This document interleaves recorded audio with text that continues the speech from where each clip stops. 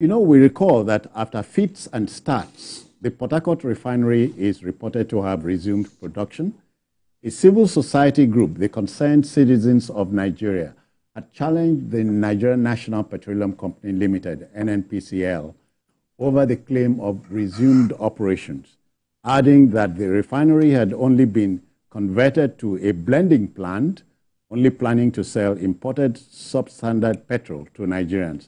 Now, the NNPCL, apparently miffed by the comments of the group, has reaffirmed the successful restart of the 60,000 barrel per day refinery, even as it dismissed the misleading claims of the Concerned Citizens of Nigeria. NNPCL Chief Corporate Communications Officer, Olufemi Shoneye, has let it be known that the Port Harcourt refinery facility is operating at 70% of its installed capacity, with plans to increase output to 90%.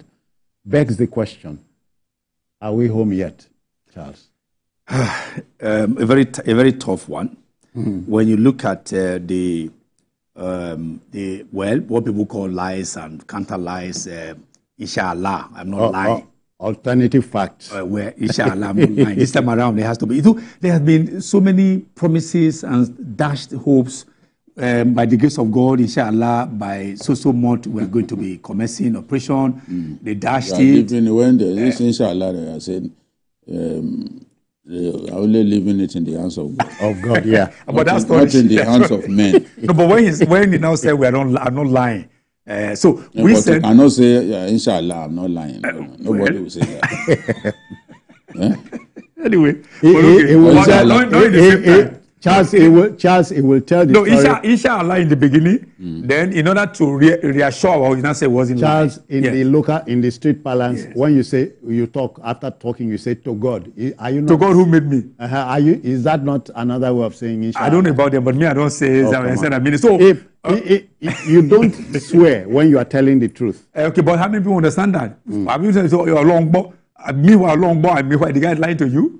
Have you not heard of it before? Anyway, to return to this, what I'm saying is that there have been a lot of hopes given and hopes dashed. Yeah. And then but suddenly they said they are now producing. So people have a cause to doubt it. But what the NNPC is supposed to do is to embark upon rigorous media engagement.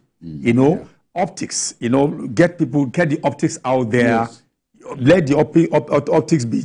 Let it speak to the people. Carry some media people. I'm not saying carry media people. Show them. Pictures.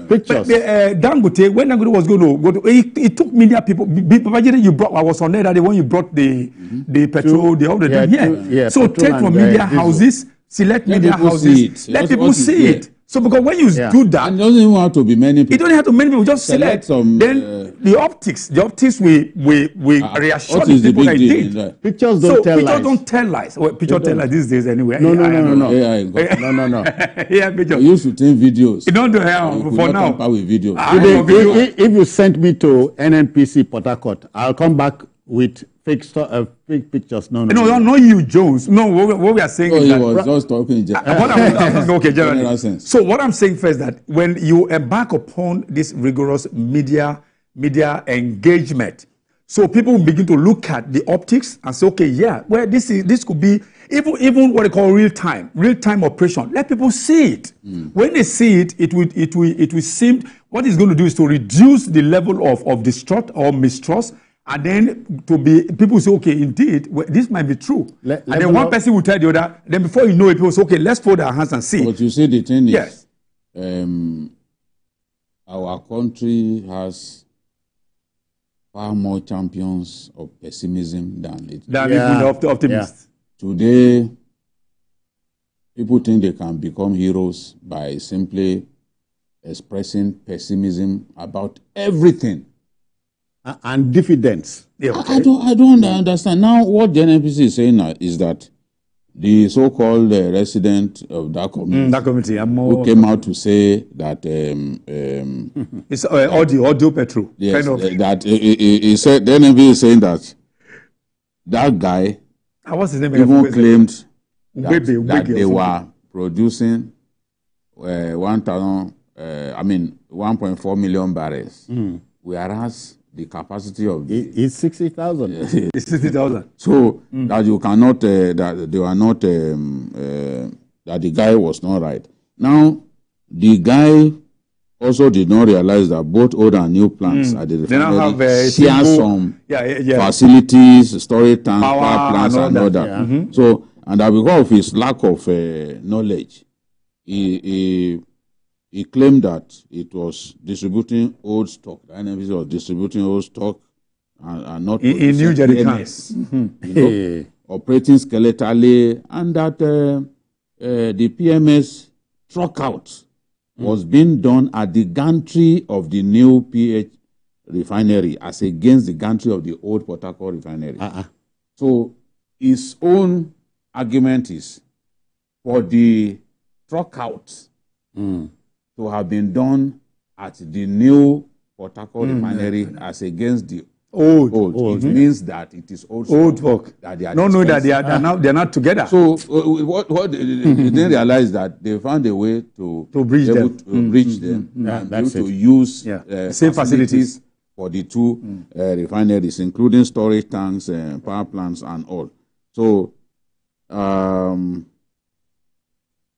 as we said earlier, I think that the NNPC has a lot of work to do.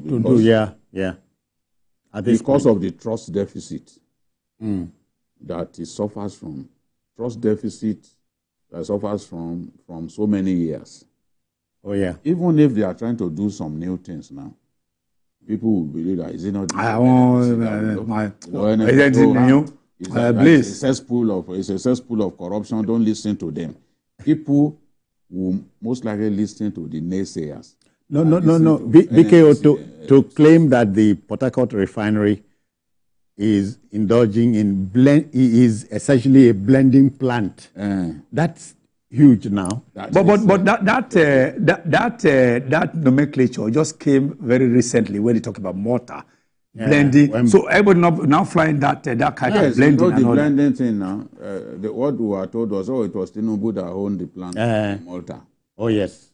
Until I heard it. And many people believe the story. Okay. Until the real owners came out to say, we own it.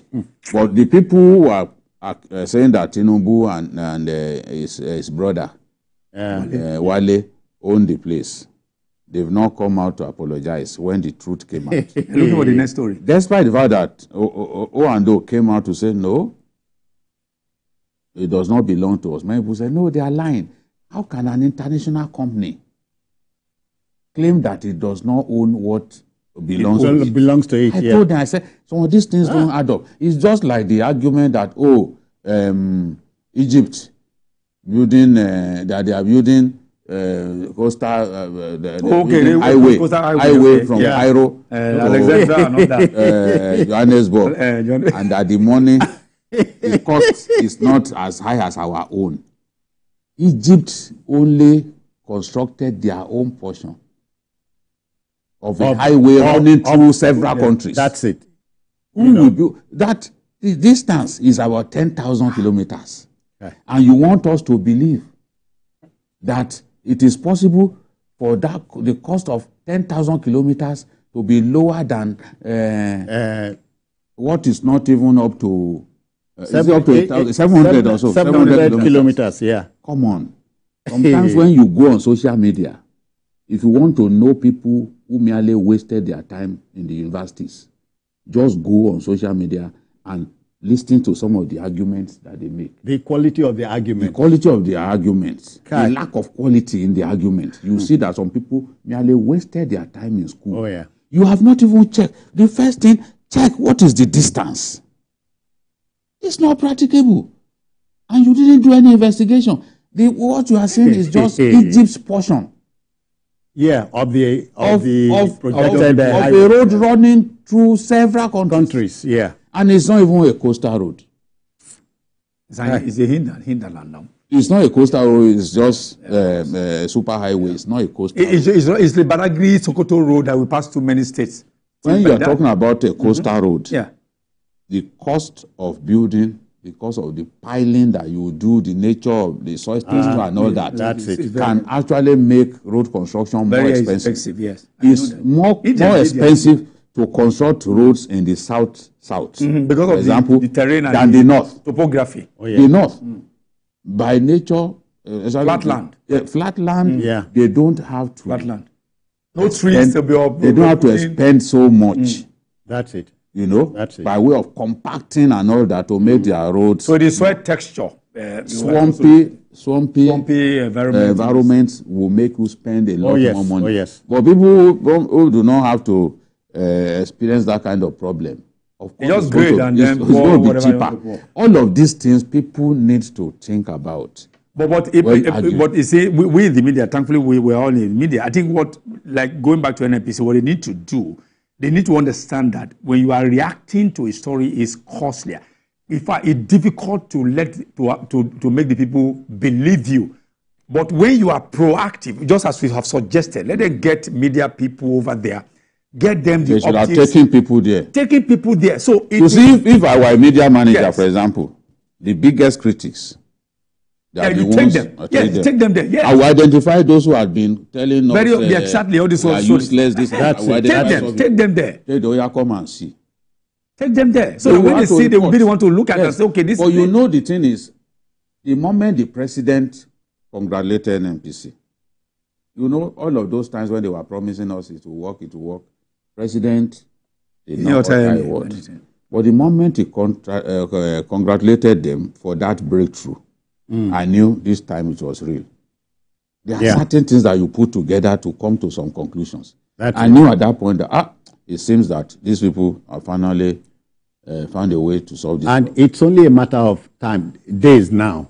But I hope, I'm hoping it continues, and then when it happens like that way, you know, what we have been we talked about it, about let us not build monopoly in that industry. So they're coming in. This will not help monopoly. Yeah, they are coming in now. We totally, if I deal a heavy blow to monopoly that people are afraid of, when it happens, then there will be price war. Even though it may not bring down, there will be price war. Price war will bring down. Then it will not necessarily be Uhuru yet. But it's a gradual thing.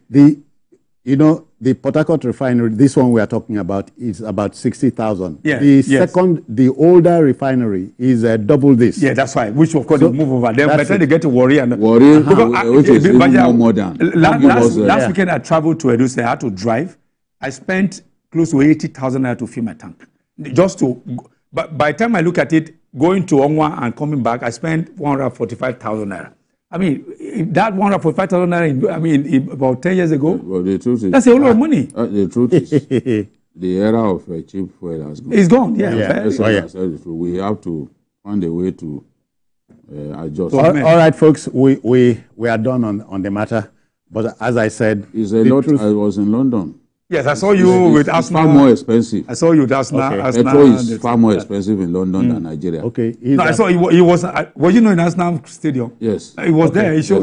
Yes. I saw the optics. So you are. There's nothing wrong in a Ghana visiting. Ghana for the Ghana. Ghana visiting the stadium. And we are happy that you went to see. Yes. You saw. Yes. And then maybe let's conquered. No, we did conquer. I wasn't conquered. All right, folks, that will just about do it, but not before thanking Babajide Kolade Otitoju. BKO, thank you for your intervention, thank you. As always. Thank you. And Charles, many thanks for... Appreciate it. Yeah, welcome. Okay, that will just about do it, as I said.